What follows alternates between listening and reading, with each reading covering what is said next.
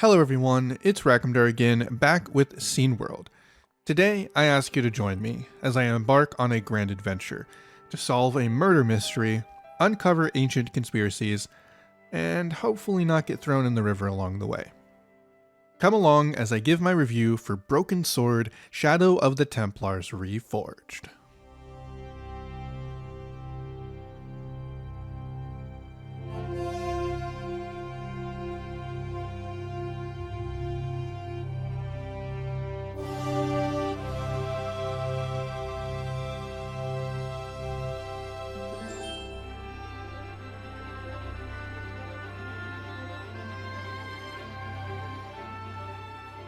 Broken Sword Reforged is a remake/remaster of the original first entry into the long-running Broken Sword series.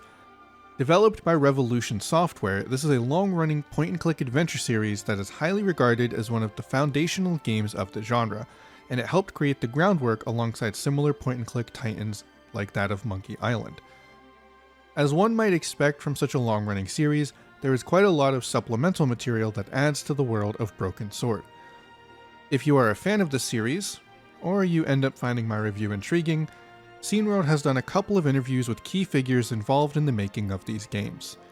We actually have one with the founder of Revolution Software, Charles Cecil, who actually provided Scene World with the review codes, and another with the co-founder of the Broken Sword 2.5 fan project, Marius Gosh.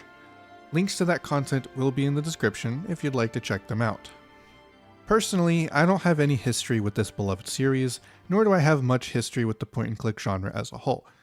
As such, this review will be from my perspective as a newcomer to the series, and will be attempting to judge the game on its merits as a standalone title. How well did it hook me in as a player and keep me invested? Overall, I am a bit mixed, but I think there is a strong foundation to build upon. The point-and-click adventure genre is one that is less known for its gameplay and more so for its narrative and character work. When the player has limited forms of expression in gameplay, the story really has to excel to keep players invested. It's not like playing, say, a Mario game where tight and intense platforming can keep you distracted from the limited story. Thus, the narrative must work harder to capture the player. Broken Sword had a few hiccups for me in this regard. Our adventure starts out pretty swiftly. We see our protagonist relaxing at a local Paris cafe when he locks eyes with an older man holding a suitcase.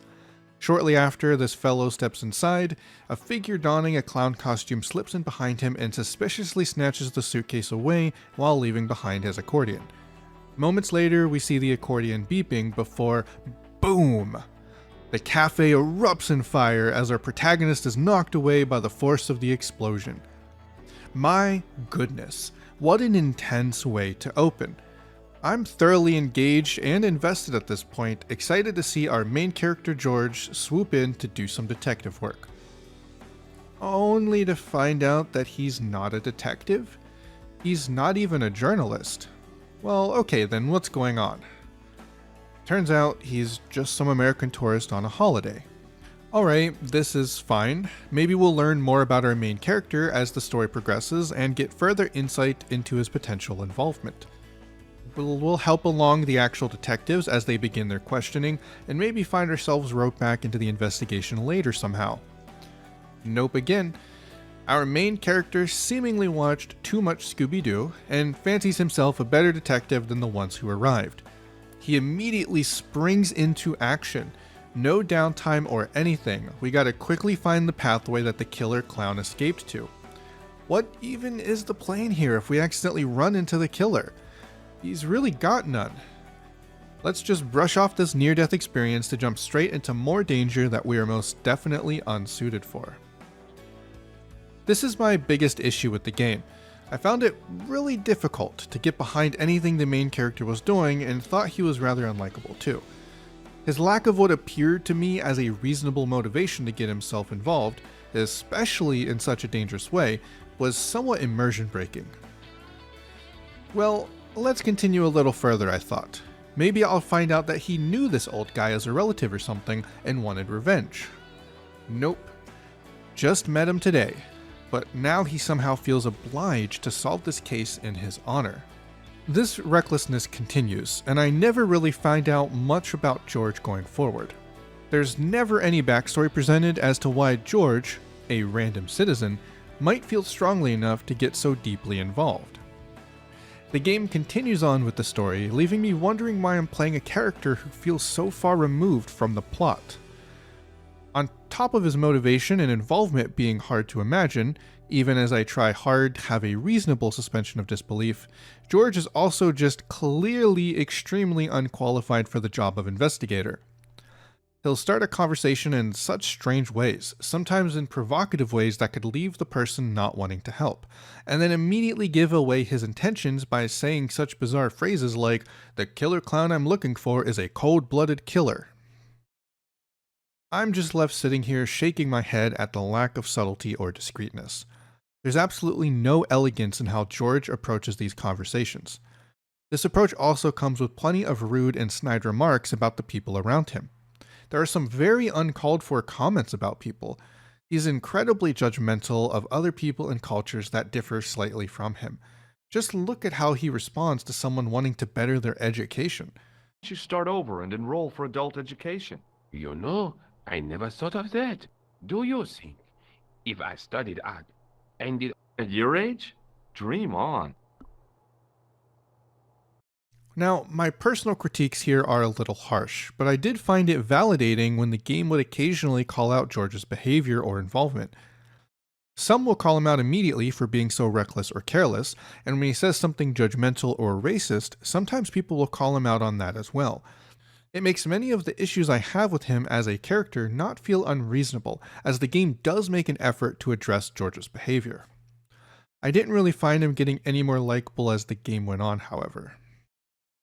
My gripes with George are also somewhat exacerbated by the inclusion of, in my opinion, a much better candidate for protagonist shortly into the game. After being interrogated by the police and stepping outside, George meets with a freelance photojournalist, Nico Collard. She's been investigating these series of murders, giving her an immediately recognizable and believable motivation to get involved as an investigative journalist. Not only does she have much more experience in doing such investigations, recognizing the obvious dangers of immediately chasing after a killer, she even knew the victim as he was a contact of hers, cementing her strength as prime main character candidate in my book. Nico does eventually agree to work with George and maintains a hefty involvement in the game's story afterwards. She is often listed as a second protagonist narratively speaking, despite gameplay revolving around George. This is reinforced further by her having playable sections in the original game's director's cut version, which includes a side playthrough with her exploits. They seem to have agreed with me about her potential and made her more involved as the series went on. She has a much more level head about the investigation as well, elegantly navigating the case and even occasionally correcting George. She was easily my favorite character and a big factor in my enjoyment as the story progressed. As for that overall story, I did find it fairly intriguing. The murder investigation evolves into a much bigger ongoing plot involving conspiracies surrounding an ancient Templar mystery. I don't want to spoil too much, but the game expands much further beyond Paris, and you journey to a variety of beautiful locales with many narrative twists and turns to uncover. I got plenty of Indiana Jones vibes as the story progressed further, and I enjoyed uncovering many secrets of this ancient mystery. The writing itself does tend to be a bit up and down though, especially when it comes to character dialogue. The dialogue would often feel a bit too unnatural for me. I couldn't imagine people ever really talking like this, even in a more fantastical setting. It was often too cheeky or too bizarre. The voice acting didn't help with this aspect for me either. They would often speak with little tonal fluctuations, making it hard to discern any emotional relevance from the exchanges. Despite being almost killed, George hardly sounds concerned about such an event having just happened. It just came off a bit too dry for me, and I actually preferred reading the text out loud to myself instead. Just a quick note about the audio. There were some strange volume fluctuations with the voice acting and music. Sometimes the music would get louder or the voice acting quieter. It seems to be related to a bug as they have been patching the game's audio since release, but from what I played it was somewhat jarring at times. I had to go into the settings and do a lot of manual adjustments to get the audio levels in an acceptable spot. Not a major concern, but it was relevant for when I was playing the game, so I wanted to briefly address it. Moving on to visuals, this is easily one of the game's highest praises for me. The game is absolutely gorgeous. The environments were so vibrant and colorful, and the characters felt very visually distinct from one another, making it easier for me to remember them based on their designs. The various cutscene animations were pleasant and expressive, getting me initially invested. The team did a phenomenal job in modernizing the art style. It looks stunning. As for the gameplay, I decided to leave this for last since it often plays a backseat to narrative in this genre. It's quite simple. You point and click. This moves your character and interacts with the environment. Pretty self-explanatory. The primary test for the player is in logic and reasoning skills. The game is essentially a big puzzle, and you have to pay attention to everything or risk missing an important observation that could end up in a game over screen. As you explore and investigate your surroundings, you'll find a variety of objects that can help you along your way. Need a way to open the manhole cover to chase a killer clown in the sewers? Well, you better find a tool that can open it. Dialogue is fairly simple as well, albeit a bit unintuitive at times. As you talk with a character, you are given a variety of portraits that will prompt George into asking questions about them. This is fairly straightforward, but unfortunately I did find myself wondering why he wouldn't ask certain questions that to me felt obvious to ask. This is usually a gameplay reason, as the other way to get George to prompt a character further is to bring up certain items in your inventory. ID cards, pieces of evidence that he happened to stick into his pocket, etc. This means that certain dialogue progress is locked behind collecting various items. As a gameplay mechanic, this makes total sense, but often made the dialogue or progress feel unintuitive, and by proxy making George seem even further inexperienced when he wouldn't address something that seemed obvious, or he wouldn't even ask for help despite the character being friendly with him. Instead, I needed to click a specific key item to get George to do so. It's understandable from a gameplay's perspective, but I wonder if this could have been handled a bit more intuitively with some kind of dialogue tree on top of existing options to present evidence. As it stands, it felt a bit too vague what items would progress the conversation at times. Thankfully, they did add a really wonderful hint system to the game that I found myself using a good bit of for some of these trickier and more vague sections that I mentioned. They even stay true to the nature of being hints, rather than just straight up giving you the solutions to the puzzles.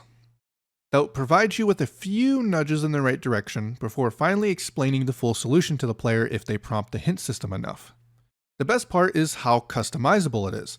There are several options that allow you to choose how often you want to use them, and even a few ways to customize dialogue so that previously used prompts are grayed out. These accessibility tools really made playing a lot more forgiving, as I could pop open a few hints anytime I felt stuck by some of the game's more ambiguous sections. It streamlined the gameplay for me and allowed me to experience the story in a comfortable manner. An additional small quality of life improvement I would have liked to see, though, is a dialogue history log, a place to keep track of past conversations. This would be a nice quality of life addition to the game, especially since the dialogue progresses immediately after the voice actor reads it, making it possible to occasionally miss an important piece of information. This would allow the player to review older dialogue and check for any relevant info they may have missed. A small addition that could go a long way. Overall, I think this game accomplished what it set out to do. It's a delightful little remake of a beloved series that keeps many of the original structure, for better or for worse, while implementing improved visual art style and quality of life gameplay options. If you're someone who is able to overlook some of the issues I had regarding the main character, I think this story is intriguing enough to be worth experiencing. It's a short little adventure, even if you get stuck thanks to the hints, with lots of excitement around every twist of the journey.